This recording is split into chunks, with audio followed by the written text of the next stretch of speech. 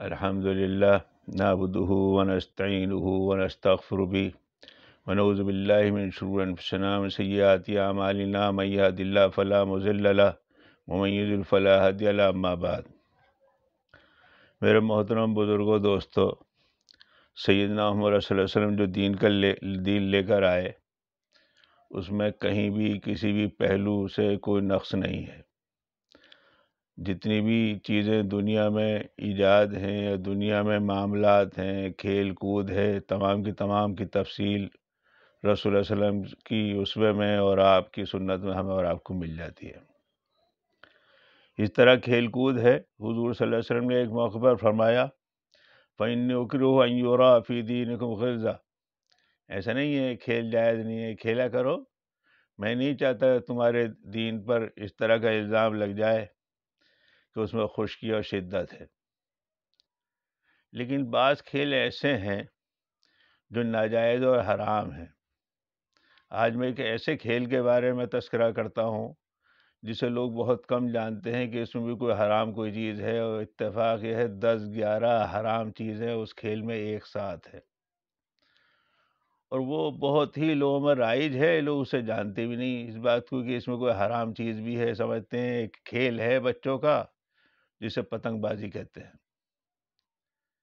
اس میں مختصر انداز سے میں بات کرتا ہوں۔ سب سے پہلی چیز اس میں ہے مال کا ضیاع۔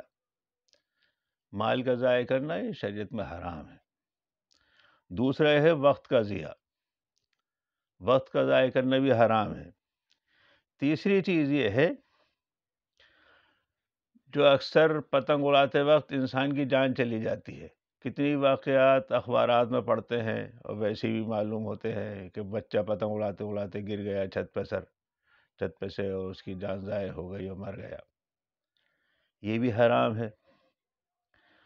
پھر پتنگ لوٹنے کا رواج ہے، پتنگ لوٹنے کا رواج ہے، لوٹنا ہی حرام ہے، اور پتہ چلا لوگوں کو معلوم نہیں ہوتا، باپ بیٹھے ہوئے دیکھ رہے ہیں کہ میرا بچہ پتنگ لوٹ رہا ہے اور بچے نے پتنگ لوٹ لی، بہت سے لوگ تھے تو اسے داد دی جا رہی ہے، واہ واہ واہ، لوٹنے کی، اور آپ بچے کو اپنے لوٹنے کی عادت پڑوا رہے ہیں، دوسرے کا مال لوٹنے کی، یہ بھی حرام ہے۔ اس کے بعد ڈور اور صدی کا لوٹنا، یہ تو بالکل ڈکیتی ہے، کیونکہ جب یہ لوٹی جاتی ہے تو سامنے والے مالک کے ہاتھ میں ہوتی ہے، اس کے ہاتھ میں سے چھینی جاتی ہے، یہ بھی حرام ہے۔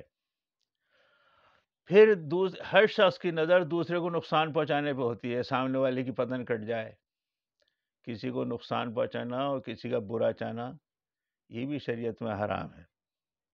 نماز سے غافل یہ کرتی ہے، یہ بھی حرام ہے۔ اکثر پتنگ جو ہے چھت پر کھڑے ہو کر اڑائی جاتی ہے، جس سے پڑوس کی بچیوں کی بے پردگی ہوتی ہے، پڑوسیوں کو پریشانی ہوتی ہے، یہ بھی حرام ہے۔ پھر آج کل کے زمانے میں ایک رواج ہے، پتنگ کے ساتھ ایک لوہے کا تار باندھا جاتا ہے، اسٹیل کا تار باندھا جاتا ہے، جس سے ٹرانسفارمر پھک جاتے ہیں۔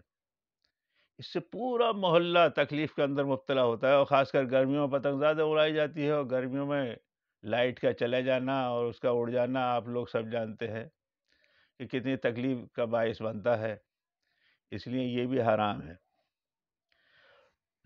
پھر پتنگ لوٹنے پہ جھگڑے ہوتے ہیں، ایک دوسرے کے جھگڑا اتنی بری چیز ہے کہ رسول اللہ صلی اللہ علیہ وسلم کو اللہ تعالیٰ نے بتا دیا تھا شب قدر کون سے دن ہے، لیکن 2 آدمی جھگڑ رہے تھے، جس کی نحوست کی وجہ سے شب قدر کی تعین اٹھا لی گئی۔ پھر اس میں کاغذ اور آٹا استعمال ہوتا ہے۔ کاغذ علماء نے لکھا ہے اعلی علم ہے، اس کا ضائع ہونا، اور پھر آٹے کی بے حرمتی ہونا، یہ بھی ناجائز ہے۔ 10-11 حرام چیزیں ایک ساتھ پتنگ بازی میں ہیں۔ پھر بازی لگانا، شرط لگانا، یہ الگ چیز ہے، یہ بھی حرام ہے۔ اس لیے بہت سے لوگ اسے ہلکا لیتے ہیں، اور بہت سے لوگوں کو بیچاروں کو معلوم نہیں کہ اس میں حرام چیز ہے، وہ سمجھتے ہیں ایک کھیل ہے۔ بچے زیادہ تر کھیلتے ہیں، یہاں لکھنؤ میں تو میں نے دیکھا بڑے بھی خوب کھیلتے ہیں اسے، ہاں بڑے بھی خوب اڑاتے ہیں۔ اس لیے کم سے کم لوگوں کو یہ تو معلوم ہو کہ یہ ناجائز ہے اور حرام ہے، اور 11-12 چیزیں اس میں حرام ایک ساتھ ہیں۔